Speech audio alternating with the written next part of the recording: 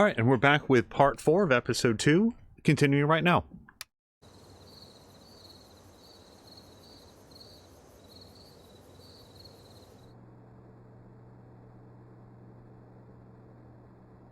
This one's for you, Gabe. I miss you.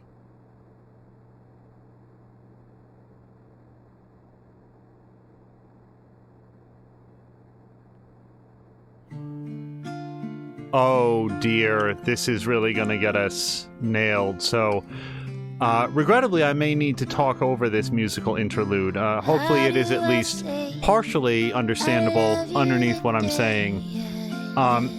As we're going, I will say one thing that I neglected to say at the end of the first episode, which is that this game so far is wildly better from a technological standpoint and a writing standpoint, both in the moment-to-moment conversations and in the larger sort of plot threads over Before the Storm. Now, the reason that I'm using that, pardon me, as a... I didn't speak this morning. Hold on.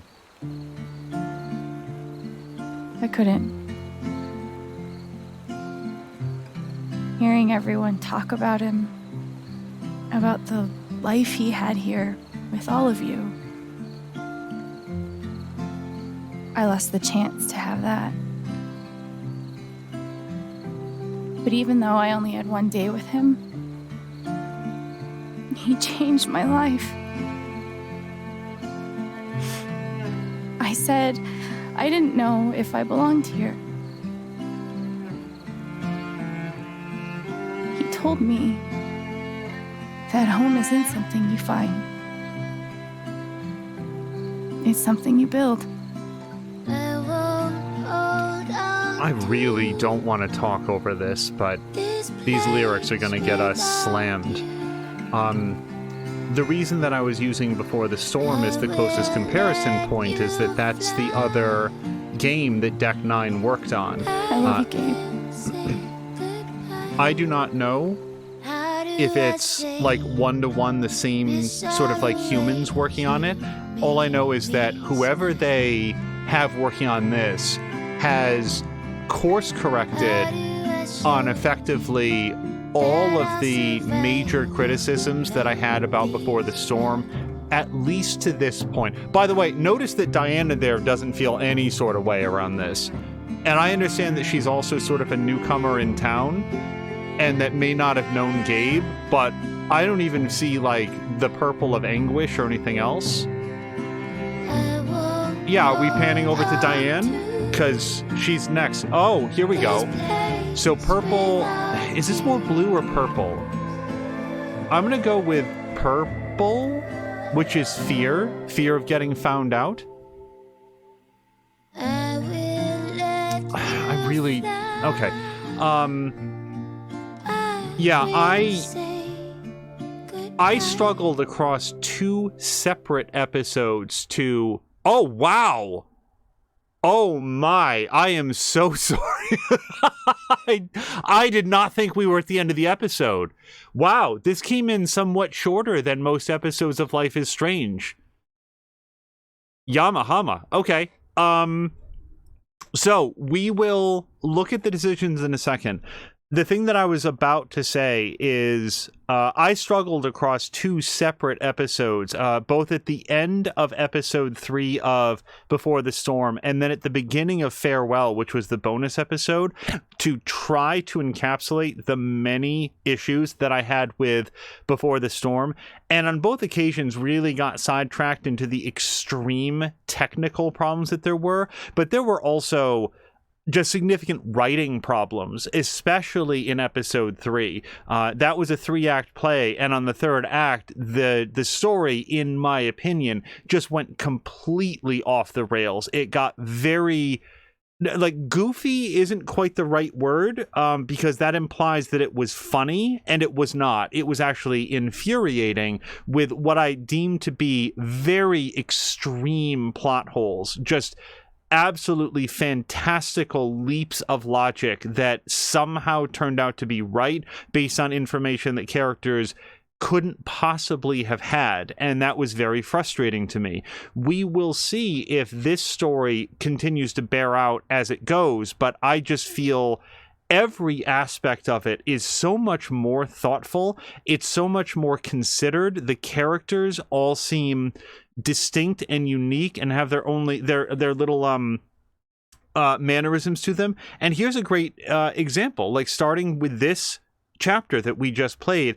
At the very beginning, we had that scene at the wake, and all of the characters were talking about how they felt about Gabe, and setting aside the very obvious interactions between Ryan and Mac, one of the other things that struck me was Ducky getting up and stating that he could remember with accuracy every single time that Gabe said something that made him laugh. And then he pulls out note cards and proceeds to recite them, precisely, number 5, and so forth. And that just sort of communicates a lot about his character, about the sort of person that he is.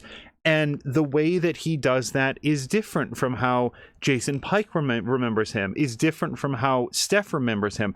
Not just in like the specific things that they remember, but the way that they talk about him, and the way that Jed intercedes in the fight, not once, but twice. And the second go, like kicking everybody out. There's a unique voice to all of the characters that I think is so much better realized in this than in Before the Storm, where they were sort of intermixing all new characters with ones that had existed in the previous game, and especially on that second tack, I don't think doing a very precise job of it. But rather than talk more about Before the Storm, I mostly wanted to center on like how much better this is. So let's think through the various points in this episode. Was there anything that I wanted to get to before we start looking over the decisions? The big one is there at the end between Alex and Mac, like near the end, where one of the things she says is, I can calm him down, but does he deserve it? And you heard me react very strongly to that, because that is the wrong question. The question is, does Gabe deserve it? Because Mac has the opportunity to set right what once went wrong and to share with everybody what he knows. Also, like I say, so it's not still clear to me what happened with the call, but you heard me early in this chapter trying to put the pieces together about like, this doesn't make sense. Like, Mac is a liar. Mac is irrational. Mac does lack foresight, and he acts without thinking.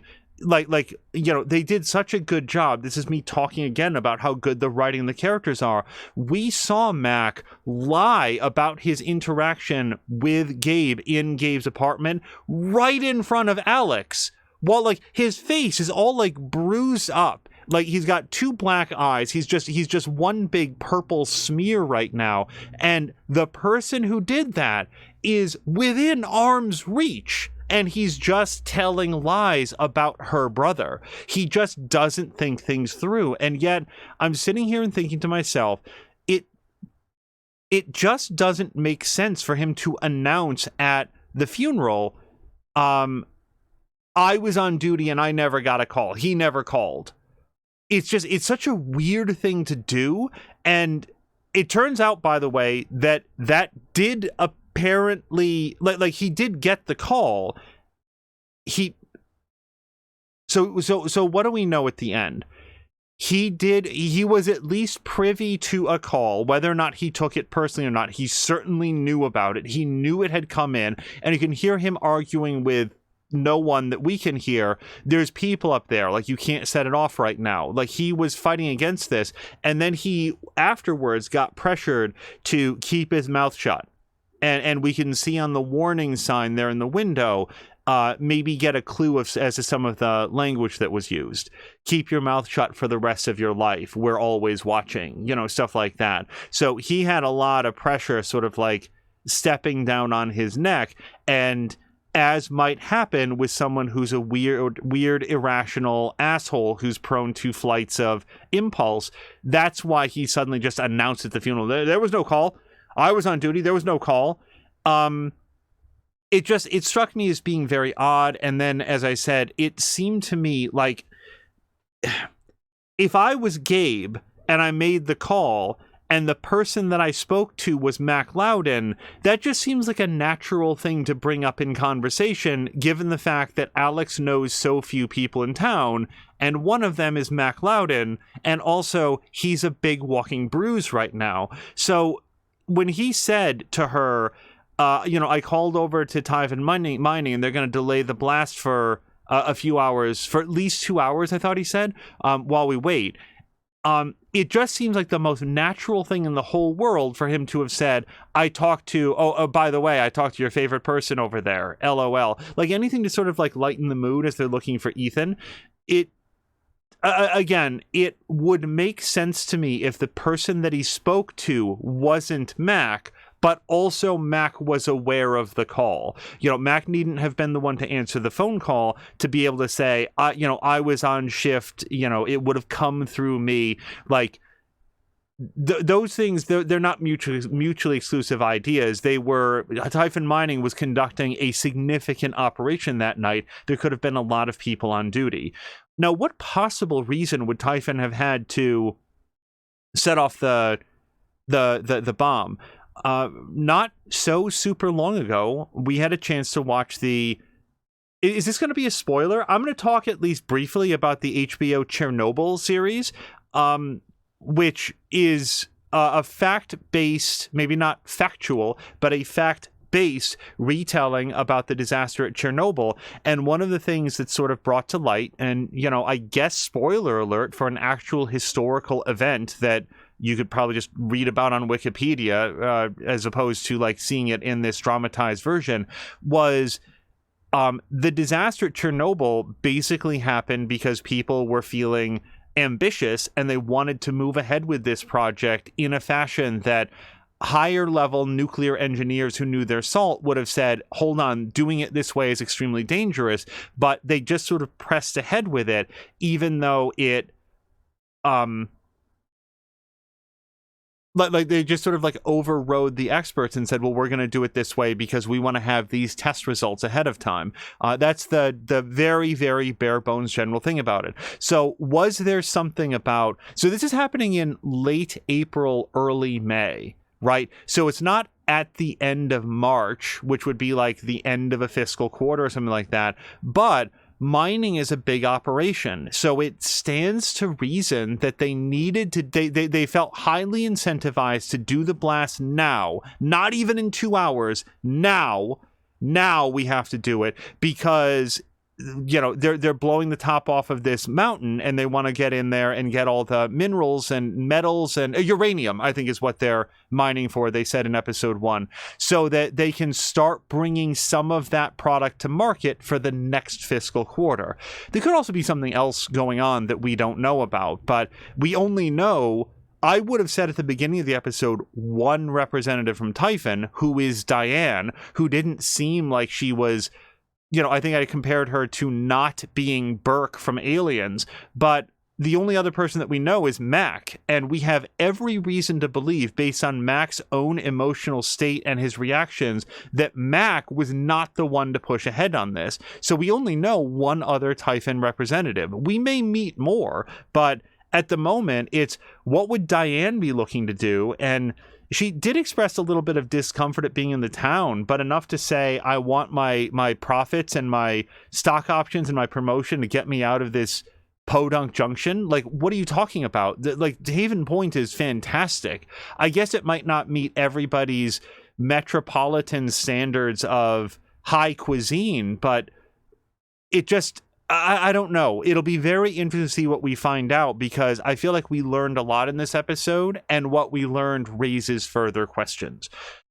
I remain slightly frustrated that I wasn't able to find a way to help the dating couple, but basically if we go through these decision screens and it's like, you chose not to help the dating couple, 5%, I'm gonna feel some kind of way about that. But Also the back gate thing. I can't wait to find out, like, what is that? And by the way, nothing is a valid answer. In the real world, you might go to some effort out of curiosity to get open a gate to some place that you're not supposed to be and then find it wasn't worth your curiosity. I would actually be impressed by that. Not everything has to be something, right? Like, I think that would actually be pretty cool. Oh, it has not been deactivated. Get out of here. I'm just talking. Please reconnect. Continue. Come on. Okay. Anything else? I liked sort of the open world wandering around segment. I can think of precious few of those from Before the Storm, which again is sort of my last touchstone for Deck 9 adventures. Is there anything else? I just like the fact that there were little side quests that you could do. That was pretty cool. And I think the only other thing is what all went on with Eleanor. And I mostly said my piece there. Eleanor is grappling with a diminishing sense of mental acuity and emotional stability. These things are not her fault. I didn't want to do or say anything that would make her feel judged or called out. I was briefly nervous that offering to help her retrace her steps was not the best option, just because she seemed to be uncomfortable with that. That, okay, someone is like finding out that I'm not sort of in my own space. I do retroactively feel I'd expressed some discomfort at first about having her like just walk up and hug Alex upon meeting her for the very first time at the very start of chapter 1. But now that we know a little bit more about Eleanor, it's easier for me to envision that if you feel like your time is limited, you might set aside some social mores and just act out of instinct sometimes. And here's a brand new person. You want her to feel welcome, and you don't want to let these opportunities pass you by anymore. So, I mean, I didn't there was no option, nor would I have chosen one, to shove her off, but I do feel like I understand more about what was it that Gabe said, that she was quick on the trigger for hugging, and that's fine. I guess this has come up on occasion. I don't like people invading my personal space, even if my personal space is Alex's personal space. But on the whole, it seemed okay. And then, by the way, at the end there, I hugged Ryan because I felt like Alex has been carrying the burden of this secret for a long time, such that she didn't even confide in Gabe when she had the opportunity, something that maybe now she feels bad about, and she took the risk of confiding in Ryan. Ryan believes her and accepts her. I feel like she would hug him then. I'm not even sure that it's romantic. Oh, there was also the foosball conversation with Steph, where Steph said, "So are you into girls?" And I must confess, I only perceived a single option on the screen because I was very focused on not losing foosball, and yet it is the decision that I would have wanted to take. I don't have a lot of information to go on based on Alex's journal about where her sexual preferences might lie, but sure, she can absolutely be into women. So, and it doesn't have to be one or the other. She may also be bi, but I'm glad that the option that I saw first and then chose while I was trying to win foosball is the one that I would have wanted to go with, which is like, yeah, Alex is at least interested in both sides, and we'll see if as it goes, we feel like she is fully gay or if she's bi, but I'm very comfortable with that answer. Anything else? Well, let's read through the decisions and see if there's anything else. Okay, 96% of people, Alex calmed Mac down from his panic attack. Yeah, I mean, asked and answered. Like, it for all of the reasons, for basic human empathy, for the advancement of the investigation, for convincing Mac to work with her and to try to get the truth out, for all of the possible reasons, all of them, because who knows what he's going to do. That kid is so, like, he's so spooled up, like ready to just break, and for Alex to help him just makes all the sense in the world. 35% Eleanor forgot about Gabe's death. So I spoke briefly about it a few moments ago. I spoke about it at the moment. I didn't see a benefit right there to making Eleanor feel exposed, like to the extent that she was already feeling that way by having to rely on Alex to help her retrace her steps. I feel like, again, it doesn't reflect on Eleanor's morality, her sense of character, her morals, her quality of character, that she's ill. And it just didn't feel necessary to make her feel ashamed. And like I said, that's what I'm doing for. I don't want her to feel shame about something that is outside her control and she's already manifestly very uncomfortable about, and with good cause. Like, imagine where she is. She's aware that her mental faculties are slipping away and that there's nothing she can do about it, at least not right now. And by the way, this is left unstated, but it's very, very clear to me that she doesn't want Riley to find out, because then Riley won't leave for college. Riley has the opportunity to go to the Technology Institute, and she's not gonna take it if she comes to realize. I thought that Eleanor was her mom, just like maybe Riley had been born later in Eleanor's life, but apparently it's her grandmother. I think grandmother. It could be aunt. I'm actually not really certain, but let's go with grandmother for now. Riley isn't going to go if she knows that Eleanor is sick. So Eleanor feels triply invested in keeping this a secret.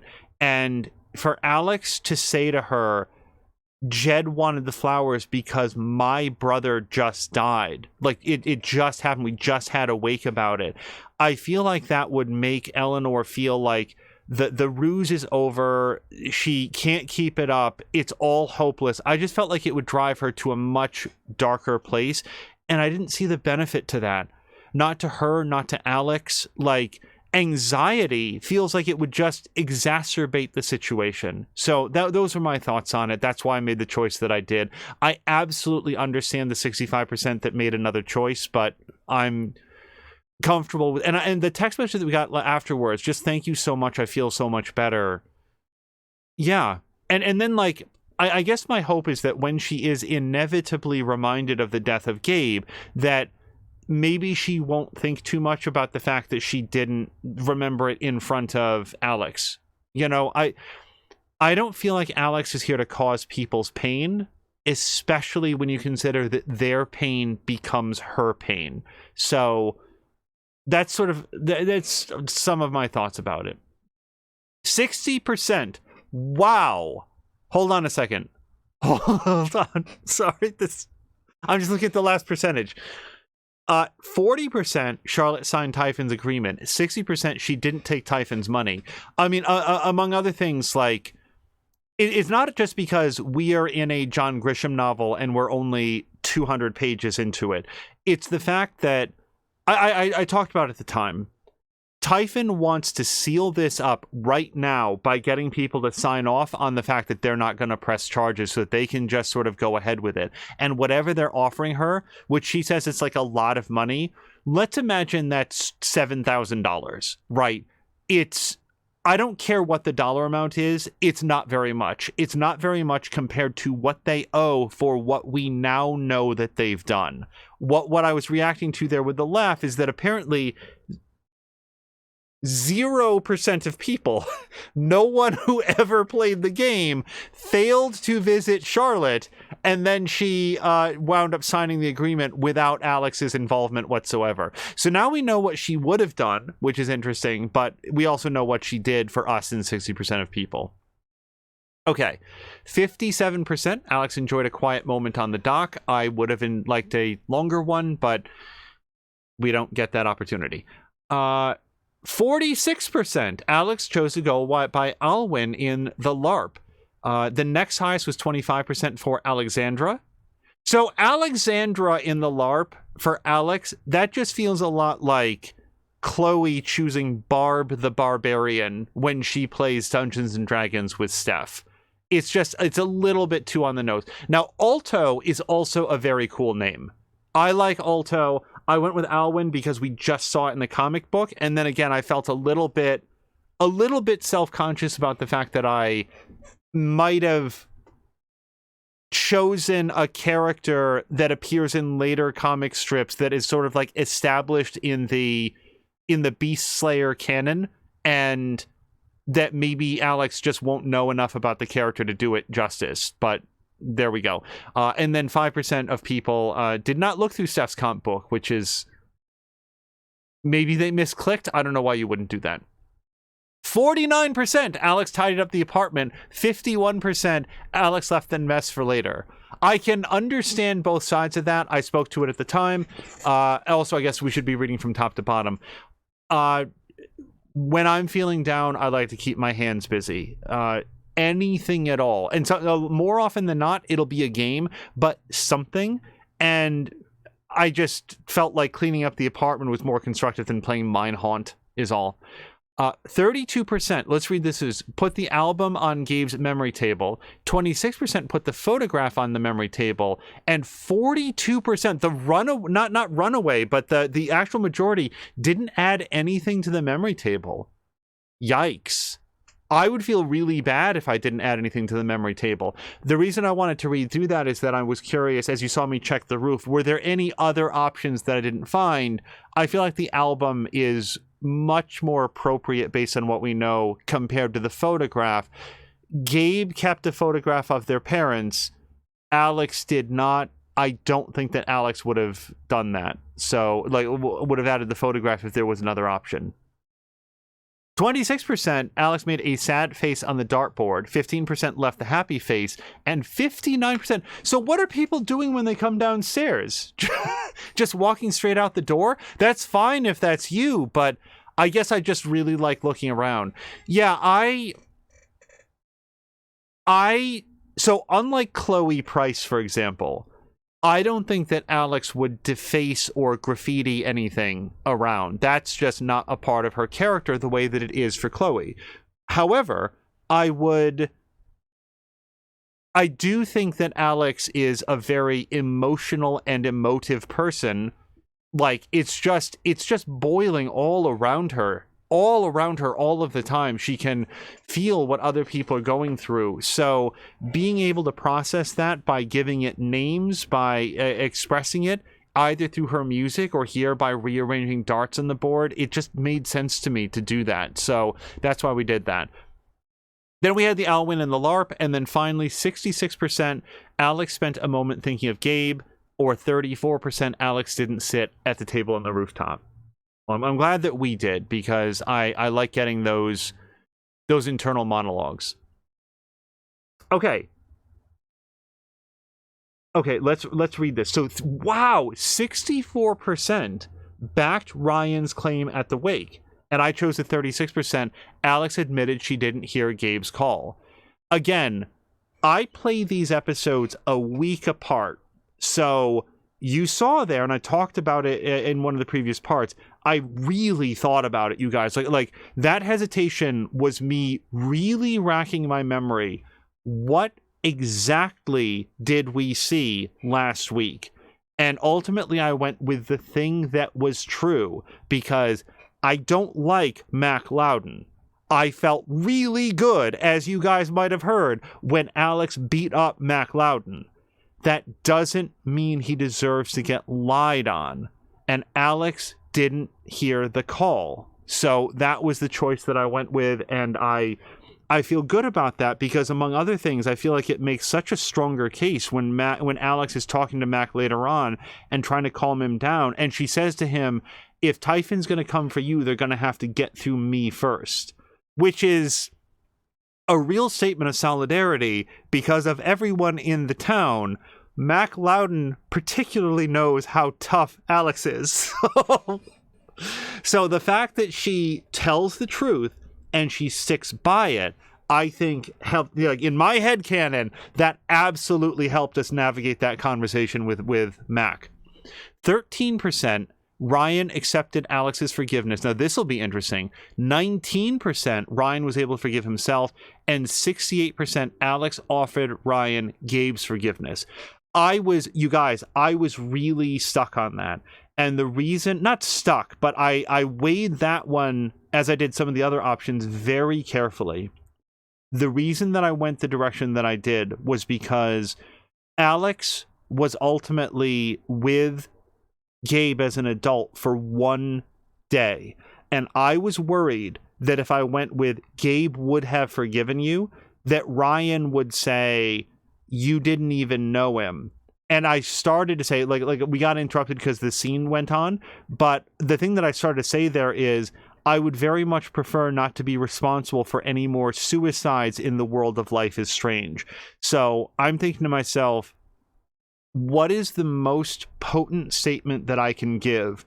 And I don't feel that I can speak for Gabe. I mean, I actually do think that Gabe absolutely would have forgiven him. Don't get me wrong. But what is he most capable of hearing right now? And I think that what Ryan needs to hear from Gabe's closest living relative is, I forgive you. And that's why I went with that. I gave him Alex's forgiveness because he really does have it. You heard me talk about at the end of the previous chapter. There was nothing else he could do. I really do understand his feelings of survivor's guilt, his second guessing, his feeling of responsibility, that he is ultimately the person who most likely ended Gabe's life, but it was going to end no matter what. That ship had already sailed. The thing that he did was he saved his own life and Alex's life, and very likely Ethan's life, by cutting that rope. It was the only thing that he could do, and even if he can't see that, I can. So, to the extent that I am Alex in this story, he has Alex's forgiveness. So even though that's the minority opinion, I feel just fine about it. 77%, Ryan and Alex shared a hug at the ravine. Again, she wants to connect with people. 36%. Wow, I got the minority in this. Alex claimed the title of foosball champion, and a well-deserved one as well. Never in doubt.